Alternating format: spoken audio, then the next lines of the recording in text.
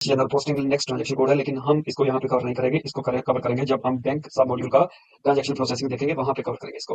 तो बेसिकली ये cash general posting जो है रियलिस्टिकली बैंक सब मॉड्यूल का पार्ट है। तो अभी हम नेक्स्ट ट्रांजेक्शन कोड जो कवर करने वाले हैं इस सेशन में वो है F-05 वैल्यूएट फॉरेन करेंसी।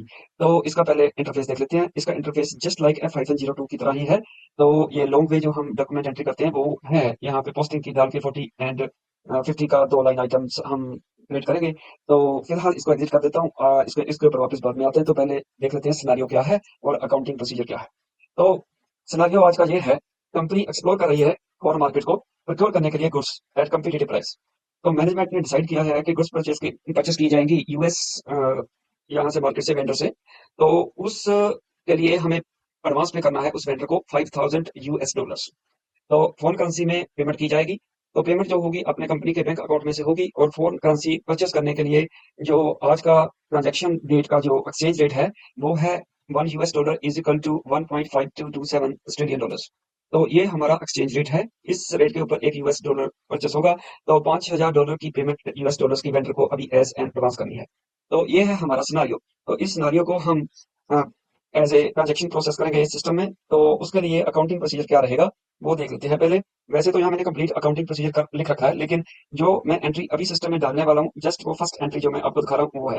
यहाँ पे 3 जनरल एंट्रीज यहाँ पे लिख रखी हैं, लेकिन फर्स्ट एंट्री जो है वो डेबिट करने जा रहे हैं एडवांसेस को $5,000। एंड उसका जीएल अकाउंट नंबर जो यूज करेंगे हम एडवांसेस के लिए वो 7172 190। और बैंक का अकाउंट नंबर तो आपको पता ही है 113100। और यूएसडी $5,000 की ये ट्रांजेक्शन है, लेकिन ऑस्ट्रेलियन डॉलर्स में अगर इसको एक्सचेंज रेट के हिसाब से कन्वर्ट करेंगे तो 7613.50 ऑस्ट्रेलियन डॉलर्स इतना अमाउंट बन जाएगा। तो ये तो हो जाता है जब हम एडवांस पे करते हैं अपने वेंडर को। अब जब हम गुड्स परचेस कर लेंगे वेंडर से और वेंडर की इनवॉइस आ जाएगी तो एंट्री हो जाती है परचेस डेबिट या गुड्स डेबिट और वेंडर क्रेडिट हो जाएगा। और जब हम उसको वेंडर को पेमेंट करेंगे इस इनवॉइस के अगेंस्ट, तो उस टाइम पे जो हमने एडवांस पे कर रखा है उसको एडजस्ट करना है। तो वेंडर का टोटल अमाउंट जो पे करना है उसको डेबिट कर देंगे और वेंडर को डेबिट करके एडवांसेस को क्रेडिट कर देंगे। एडवांस एडजस्ट कर दिया जाएगा और जो बाकी अमाउंट बचेगा तो उसको बैंक में से पे कर दिया जाएगा। क्रेडिट हो जाएगा bank vendor debit credit advances and credit bank. So ये है हमारा अकाउंटिंग प्रोसीजर। तो इस अकाउंटिंग प्रोसीजर के हिसाब से हम ट्रांजेक्शन प्रोसेसिंग करेंगे। तो इसके बारे में फॉरेन करेंसी ट्रांजेक्शन के बारे में बाद में बात करते हैं। पहले हम ट्रांजेक्शन प्रोसेस कर लें, फिर चलते हैं आगे इसके बारे में। फॉरेन करेंसी ट्रांजेक्शन के बारे में आगे थोड़ा और एलेबोरेट करेंगे इस फॉरेन करेंसी ट्रांजेक्शन को। लेकिन सबसे पहले ट्रांजेक्शन प्रोसेसिंग मैं 25 जुलाई की डेट में मान लेते हैं कि 25 जुलाई को हमने QA13 is our company code. हम जो पे करने जा रहे हैं वेंडर को एज एन एडवांस। तो ये अमाउंट है हमारा ऑन 25 जुलाई 2025। और इसका हमारा करेंसी है USD, not AUD this time, this is USD. तो यूएसडी और हमारे सिनेरियो के हिसाब से जो हमारा एक्सचेंज रेट है वो है 1.5227। और हम जो यूएस डॉलर परचेस करेंगे वो इस करेंसी रेट के ऊपर परचेस करेंगे 1.227। सो ये है हमारा एक्सचेंज रेट। तो यहाँ पे रेफरेंस या टेक्स्ट डाल देते हैं फिलहाल। दिस इज वेंडर एडवांस का हम डाल देते हैं अभी टेक्स्ट। तो इसको डाउन करते हैं तो 41st लाइन आइटम के लिए हमें डेबिट मांग रहा है। तो डेबिट हमारे सिनारियो के हिसाब से हमारा क्या है डेबिट, ये अकाउंटिंग प्रोसीजर को फर्स्ट एंट्री हम करने जा रहे हैं। तो एडवांसेस डेबिट होगा यानी कि 172190। दिस इज द अकाउंट जो हम डेबिट करेंगे। तो दिस इज 172190। तो ये हमारा डेबिट हो गया। एंटर करेंगे तो यहाँ पे यूएस डॉलर्स और ऑस्ट्रेलियन डॉलर्स में अमाउंट पूछ रहा है कितना अमाउंट डालना है। $5,000 हमने जो है अमाउंट है हमारा। तो इसको एंटर करेंगे तो क्रेडिट करेंगे 50। हमारा क्रेडिट एंट्री ये है। और अकाउंट किस में से पे करना है 113100 इस बैंक अकाउंट में से हम पे करेंगे। तो ये भी $5,000 यूएस डॉलर्स। तो वैल्यू डेट भी 25 जुलाई। तो ये हो गया। तो अब देखते हैं इसका ओवरव्यू इस एंट्री का। दोनों दो आइटम्स आइटम 1 और आइटम 2 डेबिट और क्रेडिट जो हो गई। तो इसके हिसाब से देखिए ये है हमारा ओवरव्यू। तो डेबिट होगा एडवांसेस और क्रेडिट होगा हमारा जो bank account.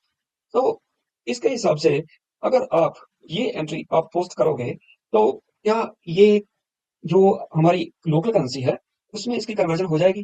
This is the question. तो यहाँ पे देखते हैं चेंज डिस्प्ले करेंसी। अगर हम करेंसी डिस्प्ले करते हैं तो नहीं, इसने कन्वर्ट नहीं किया। तो इसका मतलब ये हो गया जो हमारी लाइन आइटम 1 है और 2 में है उसमें भी हमें जो कन्वर्जन करके जो रेट अमाउंट आएगा जो हमारा इस एक्सचेंज रेट के हिसाब से 1.5227 के हिसाब से उसके हिसाब से लाइन आइटम 1 और 2 में हमें अमाउंट डालना पड़ेगा। तो हम अभी फिलहाल इसमें वापस चलते हैं, यस कर देते हैं। तो इसको दोबारा से ट्रांजेक्शन को पोस्ट करते हैं। तो 25 ऑफ जुलाई तो हमें एक्सचेंज रेट यहाँ पे तो डालना है, लेकिन हमें लोकल करेंसी में भी अमाउंट डालना पड़ेगा सिस्टम में। तो ये हो गया हमारा एक्सचेंज रेट। तो डाउन करते हैं और फर्स्ट लाइन आइटम का अमाउंट कितना रहेगा 172, sorry this is the account number 172190। इस वाली को छोड़ दीजिए $5000। तो क्वेश्चन ये है कि अब इस एक्सचेंज रेट के हिसाब से हमारा टोटल अमाउंट कितना बनता है, वो हमें लिखना है।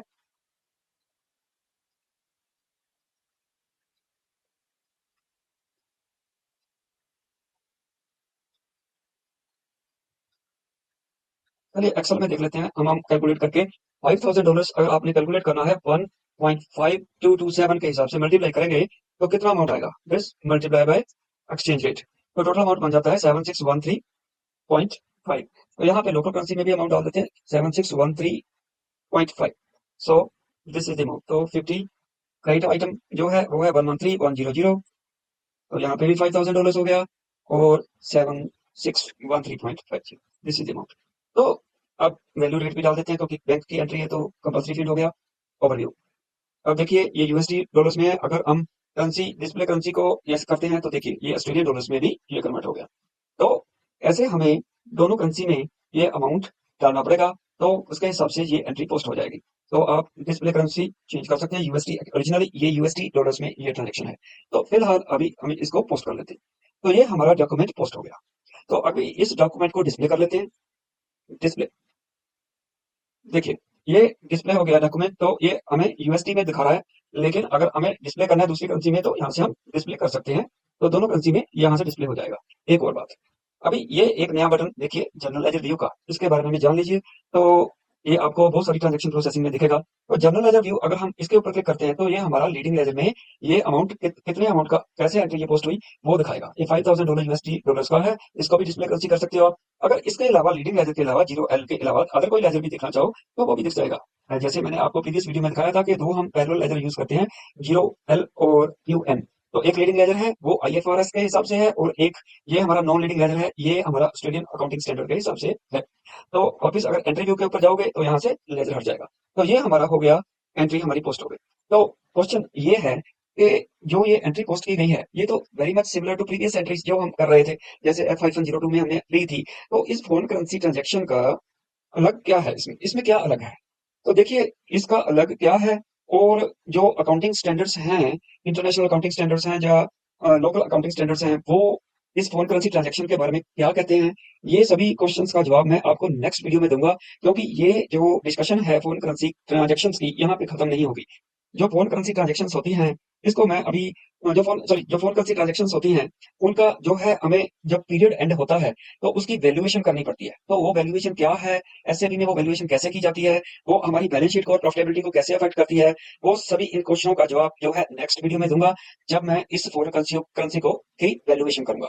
तो वो कैसे होती है वैल्यूएशन वो भी नेक्स्ट वीडियो में बताऊंगा। तो फिलहाल ये सिनेरियो के हिसाब से हमने ट्रांजैक्शन को प्रोसेस कर दिया। So this is all for the day. Thanks very much.